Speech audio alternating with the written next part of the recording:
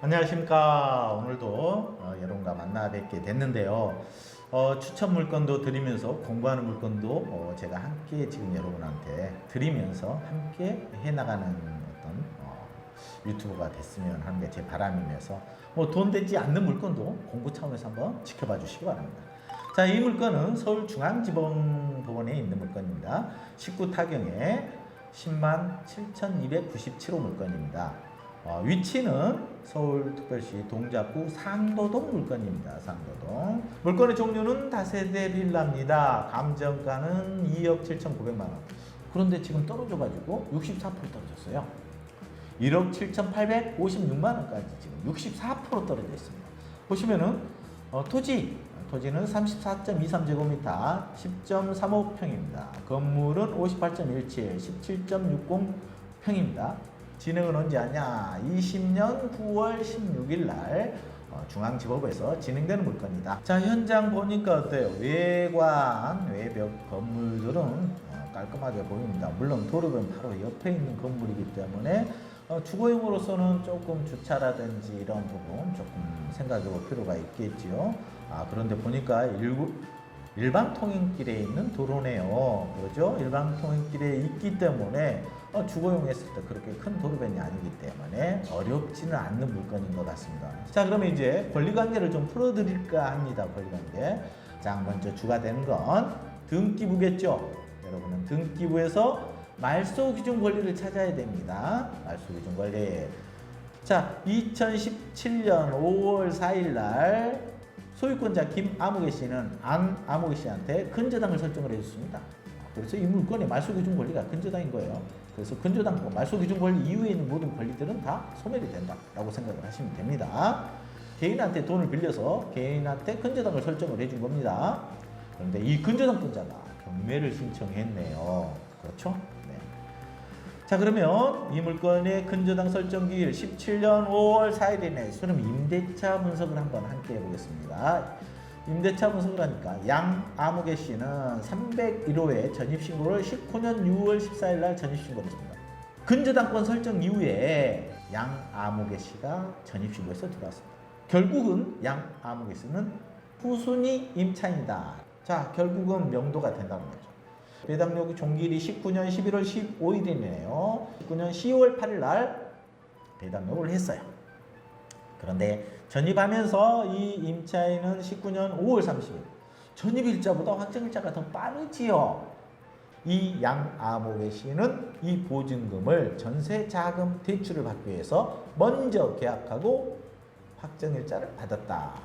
자, 그러면 수익 분석을 한번 해볼까요? 자, 1,650만 원을 가지고 경매 신청했어요. 자, 그럼 임차인 경매 신청 채권자는 1,650만 원 100% 다 배당을 받아갑니다. 그럼 만약에 이 물건이 최저가가 1억 7,856만 원인데 2억에 낙찰을 했다고 가정하죠. 2억에 낙찰 받으면은 경매 신청 채권자 금액 1,650만 원 빼고 남은 금액만 임차인이 배당을 받아갑니다. 배당 요구를 했기 때문에. 자, 그런데 이 임차인은 보증금을 100% 다 돌려받지 못합니다. 결국은 이 임차인은 어때요? 보증금이 로스가 일어납니다. 결국은 여러분들이 일반 임차인들이 부동산 주택임대차보호법은 알아도 자기가 전입신고 당시에 후순위, 이분은 어떻게 왜 2억 2,500 주고 임대차로 들어갔을까요? 분명히 이 물건은 그때 당시에 2억 5천 이상은 시세가 됐을 겁니다. 그래서 1,650만 원이 설정됐어도 충분히 2억 2,500만 원의 안전성이 있다라고 생각하고 임대차 계약을 체결한 겁니다. 결국은 우리가 경매를 모르면 경매 물건에서는 손해를 감수할 수밖에 없습니다. 그래서 제가 항시 하는 말인데 경매는 마지막 시장입니다. 채권자 입장에서는 채권 회수를 하기 위한 마지막 시장이고 채무자 입장에서는 채무 변제를 못해서 당하는 마지막 시장입니다. 마지막 시장을 조금 더 알면은 여러분이 어때요? 경매에 관심을 가지면 내 집 마련할 수 있습니다. 관심을 가져주길 바라면서 오늘 물건 브리핑은 여기서 마무리하겠습니다. 수고하셨습니다. 네, 이제 정리 한번 해보겠습니다.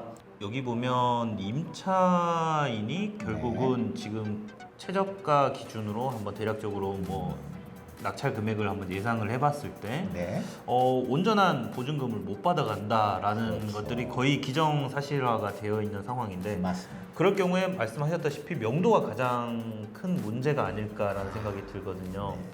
사실 우리가 경매를 못하는 이유가 네. 권리분석을 어려워서 못한다가 1번이고 2번은 낙찰 받았는데 한마디로 명도라겠죠. 일반인들은 또 명도가 뭔지도 모를 거예요. 네. 소유권 낙찰로 인해서 잔금 납부해서 이 부동산의 소유권을 내 앞으로 이전을 했는데 점유, 그 물건이 점유하고 있는 사람이 있는 거죠. 한마디로 기존의 채무자가 점유할 수도 있고 이렇게 오늘 물건같이 임차인 점유할 수도 있습니다. 네. 뭐 후순위 임차인이기 때문에 법적으로는 어때? 낙찰자한테 대항은 할 수가 없어요. 자, 근데 명도는 우리가 민사집행법 시행 이후 명도하기가 쉬워요. 방금 얘기했듯이 낙찰자한테 대항할 수 없는 권리, 소멸되는 권리자들, 임차인이죠, 이분. 네. 이 임차인은 낙찰자가 잔금 납부를 한과 동시에 인도명령 제도가 하고 있어요. 그러면 인도명령 신청을 하면은 대항을 못하니까 네. 결정문이 부여가 됩니다. 한마디로 결정문은 우리가 판결문이라고 생각하시면 돼요. 음. 그러면 이 결정문을 가지고 강제 집행을 할 수가 있어요. 자, 그런데 이 임차인 입장에서는 네. 이 물건의 임차인은 전액 보증금을 해소를 못해도 일부는 배당을 받아가죠. 그렇죠. 일부 배당 받아간 금액을 배당을 받기 위해서는 낙찰자의 명도 확인서와 낙찰자의 인감을 가지고 가서 배당기에다 제출해야 됩니다. 그래야 일부라도 배당을 받아간 거죠. 그래서 낙찰자 입장에서는 명도는 어떻게 하면 되느냐. 자, 명도 확인서를 배당을 받아갈 필요하시니까 먼저 이 점유권을 저한테 넘기세요. 다른 데로 이사갈 집을 구해놓고 아니면은 거기에 대해서 이삿짐센터를 확인을 하시고 명도 확인서를 해주면 되겠죠. 아니면 똑같이 다른 방법이 있습니다. 제가 경매에서 실전에 가장 쓰는 기본적인 명도 방법. 임차인을 고객화해라. 임차인이나 채무자는 그 지역에서 거주하는 사람이잖아요. 그렇죠. 그런데 이 임차인이 만약에 배당을 해서 이사를 간다면 어디로 이사 갈까요? 이분의 생활권은 바로 이 지역에 있는 겁니다. 그렇죠. 비록 로스가 났지만 그 금액을 가지고 다시 재계약을 해주는 거죠. 그러면 명도할 필요가 없죠. 그렇죠.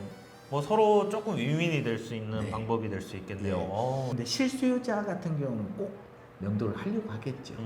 그런 부분은 이제 아까 같은 명도 기법이죠. 명도 확인서를 통해서 이사를 보내시면 될 것 같고요. 재테크다라는 목적으로 경매를 한다라고 하시는 분은 방금 같이 임차인, 새로운 임차인 구할 필요 없지 않습니까? 그렇죠. 네. 고객이 있네. 그렇죠. 네. 저는 경매로 낙찰을 받았습니다. 저렴하게.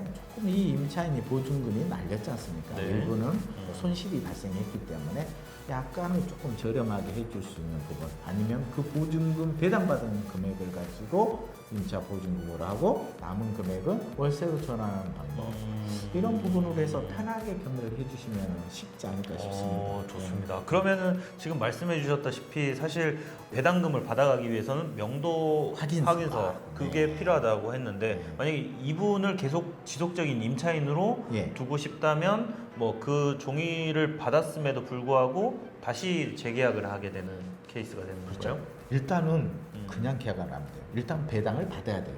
배당을 받아서 서로 신규 네. 소유권자와 새로운 계약서를 써야죠. 이미 저분은 배당 요구를 했기 때문에 네. 새로운 임대차 계약이 적용이 되는 거지. 전에 내가 전입을 했다고 해서 대항력을 갖춘 건 아닙니다. 좋습니다. 네. 그러면은 마지막 질문이 될 것 같은데요. 지금 보시면 64%까지 지금 떨어져 있는 네. 상황이거든요. 네. 왜 감정가가 2억 7,900이다라고 네. 했을 때 네. 이런 최저가가 있을 때 우리가 낙찰가라고 하죠. 네네. 낙찰가는 어떤 식으로 예상을 해볼 수 있을지. 네네네. 좋습니다. 네.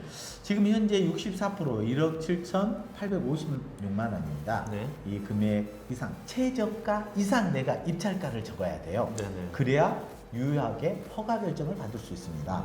자, 그러면 과연 내가 입찰가를 얼마를 써야 되는가라는 부분은 아마 보시는 시청자들이 굉장히 어려울 것 같아요. 저는 이 물건을 가치 평가하는 기법이 있어요.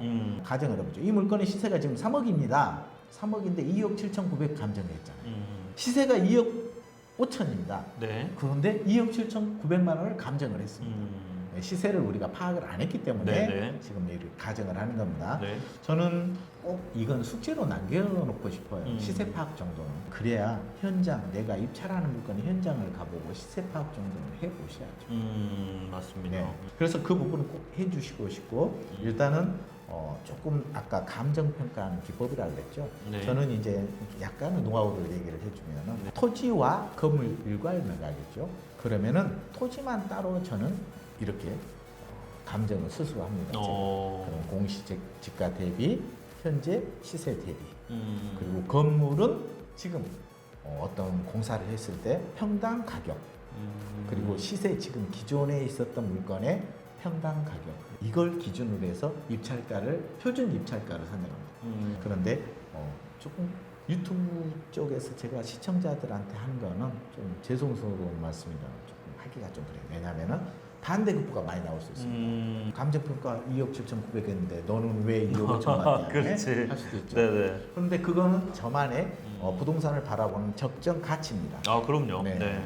그래서 그 물건 그 가치 정도로 저는 입찰을 해서 수익 분석을 합니다. 저희 회원들한테는 그렇게 강의를 하고 있는 상태입니다. 뭐 오늘 이렇게 해서 제가 많이 시청자들이 궁금해하는 부분을 모르는 상태에서 이 물건 브리핑을 해주다 보니까 그래도 우리 신 대표님 옆에서 질문 총평을 해주니까 네네. 훨씬 더 편하게 좀 물건 그렇죠. 브리핑이 되는 것 같아요. 네, 맞습니다. 뭐 저도 똑같이 완전 경매 초보입니다. 그래서 뭐 부동산에 대한 지식은 좀 있다 뿐이지 경매에 대해서는 전혀 모르기 때문에 여러분하고 똑같은 상황이라고 보시면 될 것 같고요. 앞으로도 이런 공부하는 이런 컨텐츠 많이 생산을 해볼 테니까 오늘의 정보가 유익하셨다면 구독과 좋아요 부탁드리겠습니다. 그럼 오늘은 여기까지 하도록 하겠습니다. 감사합니다. 네, 수고하셨습니다.